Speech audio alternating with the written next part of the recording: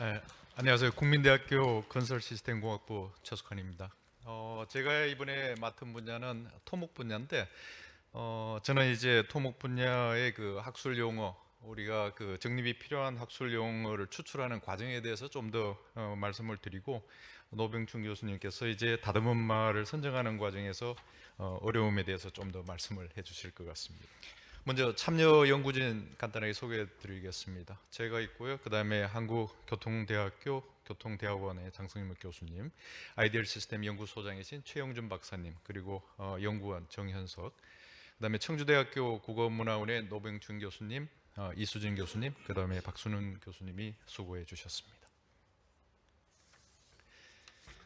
토목 분야는 사실 학문 분야가 굉장히 넓습니다. 그래서 자세히 들여다보면은 엄청나게 많은 그 전문 학회하고 연결이 되어 있습니다. 우리나라 그 학문 분야를 알려면 학회를 보면 아는데 학회 숫자가 우리나라에 한 2,000개가 넘습니다. 그 중에서 이제 큰 학회, 소위 메이저 학회나 이제 모 학회라고 일컬어지는 큰 학회들이 있고 작은 학회들이 전문 학회들이 많이 있습니다.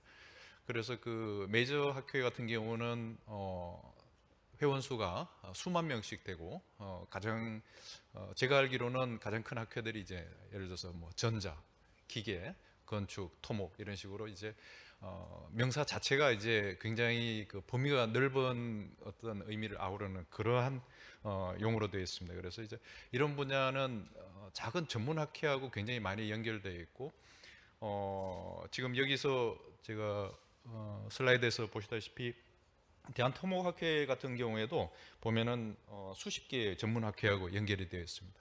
근데 이들 전문학회가 이제 토목과 직접적으로 연관된 부분도 있고 그런 학회도 있고 그렇지 않으면은 여러 학회가 이제 좀 공통으로 걸쳐져 있는 그런 학회들도 있습니다. 그래서 용어집도 보면 각 전문 학회별로 지금까지 이제 용어가 정리되고 용어집도 계속적으로 용어 사전이나 용어집을 개정하고 발전시켜 왔다는 것을 알 수 있습니다. 즉 토목이라는 분야 자체를 전체 한꺼번에 이 용어를 정리를 하려면 토목학회에도 그 용어 사전이 편찬된 적이 있습니다. 상당히 오래전에 편찬되어 있고 지금 개정되지 않고 있습니다.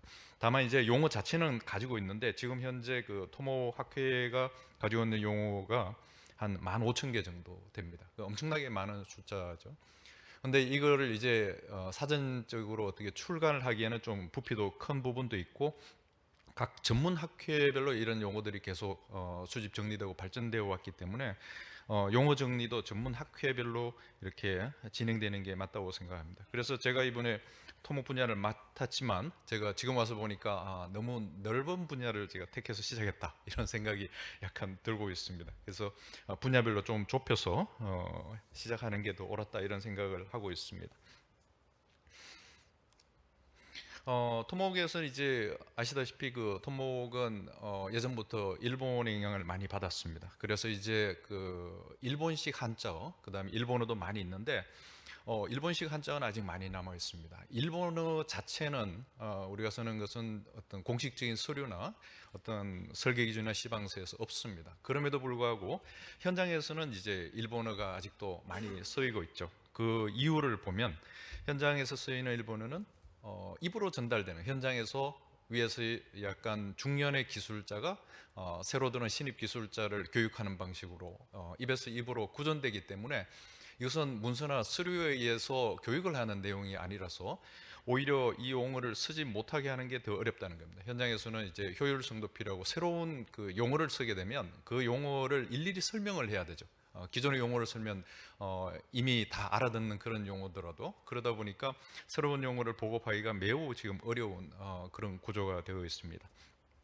그래서 저희들이 처음에 일본어 용어도 많이 수집을 했었는데 이 과제와 관련해서는 이게 전문 학술 용어를 중심으로 정립하는 게 이제 원래 목적이니까 사실은 이것은 배제를 했습니다. 지금 현재 보면은 이제 건설단체 총연합회에서 이제 우리말 건설 용어집이라 그래서 일본어를 우리말로 바꾼 그런 내용도 있고요. 지자체에서 또 이런 작업을 수행한 것도 많이 있습니다. 여튼 저희들은 이번에는 현장에서 쓰는 일본어 용어 자체는 빼고 그렇게 작업을 진행을 했습니다.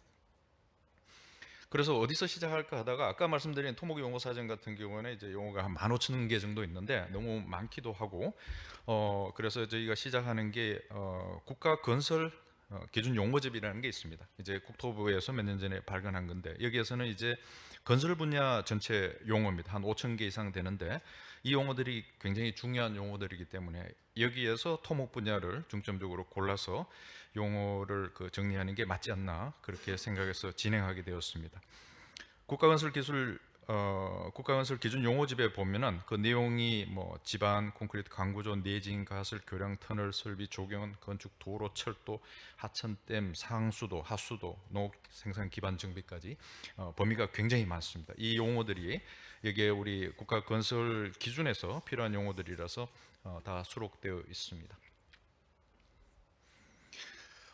용어를 저희들이 이제 정리를 하려면 다듬은 말을 만들려고 이렇게 선정을 하려면은 출발점이 있어야 됩니다. 저희들이 용어 사전도 있고 그 용어 정의도 있지만 용어의 사용 예시나 출처는 또 저희들이 수집을 했지만 대역어나 다듬은 말, 참고, 동의어 이런 것들은 처음에 출발할 때 약간 수집할 필요가 있습니다. 그래서 어떻게 할까 고민하다가 이것을 그 연구자의 머릿속에서 하나씩 끄집어내기에는 어려움도 많고 또 숫자도 제한되기 때문에 저희들이 요즘 많이 쓰이는 인공지능을 좀 이용을 하기로 했습니다. 그래서 인공지능의 거대 언어 모델 같은 걸 좀 활용을 해서 저희들이 사용한 것은 엔스로픽의 그 클로드라는 AI입니다. 여기에서 이제 API를 이용하면은 프로그래밍을 할 수 있는데 매스메티컬 이용해서 이제 이 클로드를 이용한 거죠. 그래서 이제 질문을 하는 겁니다. 우리가 지금